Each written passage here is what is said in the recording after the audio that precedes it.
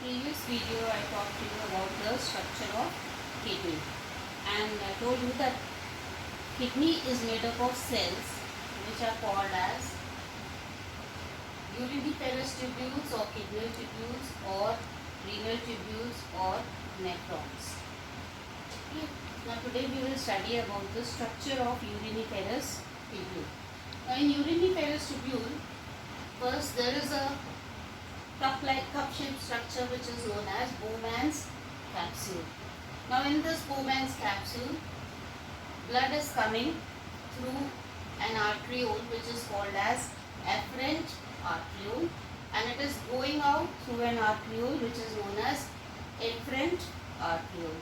Now for exam purpose, when I was a kid, I used to always call it as afferent arteriole and efferent arteriole to avoid confusion. Afferent is coming from artery and it is bringing blood to the uriniferous tubule, and efferent is taking blood out from the uriniferous tubule and it is going and meeting with the renal vein. Okay, now these arterioles, once they come into the Bowman's capsule, they branch in and form a number of capillaries. This bunch of capillaries inside the Bowman's capsule, they are called as glomerulus. Now, after the Bowman's capsule, there is a constricted area of the tubule, which is, because it is close to the Bowman's capsule, it is in proximity of the Bowman's capsule, so it is called as proximal convoluted tubule. Then this proximal convoluted tubule, it extends into a hairpin-like structure which is loop shaped, and that is called as loop of Henle. From loop of Henle there is again a convoluted structure which is called as distal convoluted tubule, which finally ends into a duct that is called collecting duct. Now in this Bowman's capsule, proximal convoluted tubule and distal convoluted tubule, they are present in the cortex region of kidney, whereas loop of Henle and collecting duct, they are present in the medulla portion of kidney. So this is the structure of uriniferous tubule. Now glomerulus plus Bowman's capsule together, they are known by a term which is called as Malpighian capsule. Now, how urine is produced in the uriniferous tubule? There are 3 steps involved. First step is called as ultrafiltration. See over here, the afferent arteriole and efferent arteriole. Afferent arteriole is broad. Efferent arteriole is narrow. What does it mean? Amount of blood coming into the Bowman's capsule is very much more compared to the amount of blood going out from the Bowman's capsule. So in the glomerulus, blood is under a lot of pressure.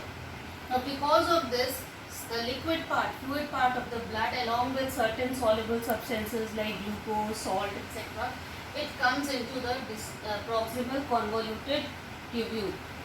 Okay, so this liquid portion which gets filtered over here and comes into the proximal convoluted tubule, it is called as glomerular filtrate. And the solid portion consisting of blood corpuscles and other material, that is left over here in the blood, and that is what passes out from the efferent arteriole and goes to the renal vein. So this blood going out is slightly thicker in comparison to the blood which is coming into the uriniferous tubule. So first step that is taking over here is filtration. It is called as ultrafiltration, in which the fluid part of the blood along with dissolved substances under pressure come into the proximal convoluted tubule. Second part of urine formation is called as reabsorption.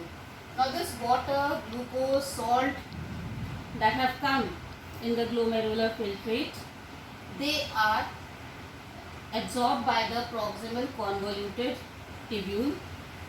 Only that much quantity is absorbed which is required by the body. Remaining is left as it is. So that is why it is also called as selective reabsorption. Third process is called as tubular secretion. Now in tubular secretion there are certain substances like potassium ions or the medicines which we take, the drugs, poisonous substances which are present in our body. They are all secreted by these tubes into the blood which is flowing in this, and they go and meet with they all comprise together to form the urine. So that is called as tubular secretion. The collecting ducts, they all carry the blood, they join with the pelvis through the ureter, they carry the blood to the urinary bladder, and finally urine is given out of the body through urethra. I told you in my previous video that there are circular muscles present over there which are called as sphincter muscles.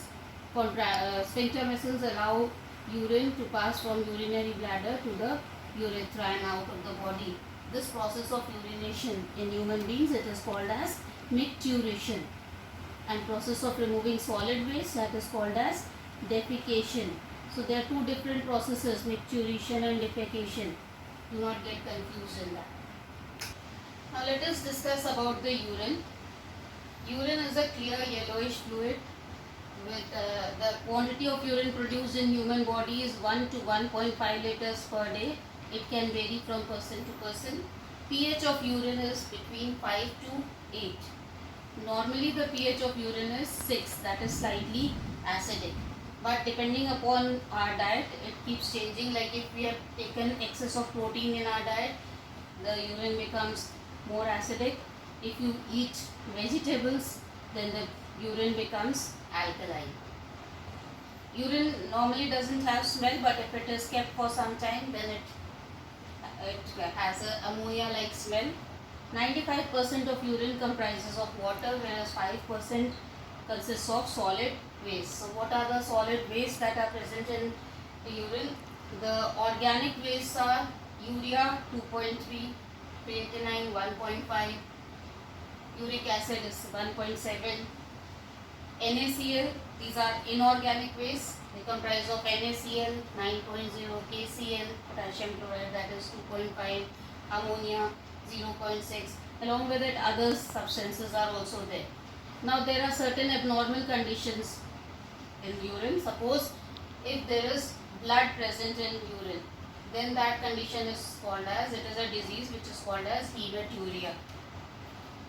Similarly, if urine contains glucose, then that is called as glycosuria. This happens because when a person suffers from diabetes mellitus.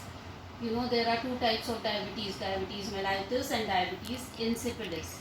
In diabetes mellitus, there is excess of sugar in the urine. Diabetes insipidus, there is no sugar in the urine. Then albuminuria, the urine contains albumin. Albumin is protein.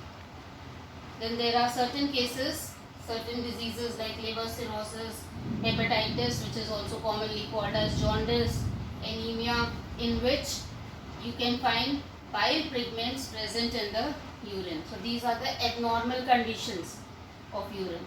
Otherwise, normally organic and inorganic substances are formed, and there are only 5% of them. Okay. Now the regulation of urine output is under the control of a hormone, and the hormone is ADH, anti-diuretic hormone. It is secreted by the posterior lobe of pituitary gland. If ADH is secreted in less in number, then less in quantity than the one required by the body, there will be more urination. Okay, and vice versa. So this is known as diuresis. There are certain diuretic substances also. Diuresis is increase in the quantity of urine, and diuretic substances, obviously those substances which cause an increase in urine production in our body, like coffee, all the drinkable items, tea, coffee. They act as diuretics. They increase the production of urine in the body. Now there are certain problems associated with the waste material. First is gout. If uric acid deposition takes place in joints, then that is called as gout. This happens when the kidneys do not function properly and the uric acid, urea, instead of being taken out of the body, gets deposited in the joints. Such people find it very difficult to move. Kidney stones is another problem in which excess of uric acid and calcium is deposited in the kidneys and they take the form of stone. Crystals are present, so they are called as kidney stones. This happens when kidneys are not functioning properly. Apart from removing the nitrogenous waste from the body, kidneys also perform the function of osmoregulation. That is, they regulate the percentage of water and salt content in the body. Okay, so in this way they are actually regulating the osmotic pressure of the body. Like in summers, you must have noticed we drink more water, and even then the amount of urination in summers is less compared to winters. And if you've noticed, the urine produced is also more concentrated or thicker. The reason being that in summer a lot of water is being lost from the body in the form of perspiration. As a result, the kidneys, a lot of water is reabsorbed by the intestine into the body, and the urine formed will be having less amount of water and it will be more concentrated.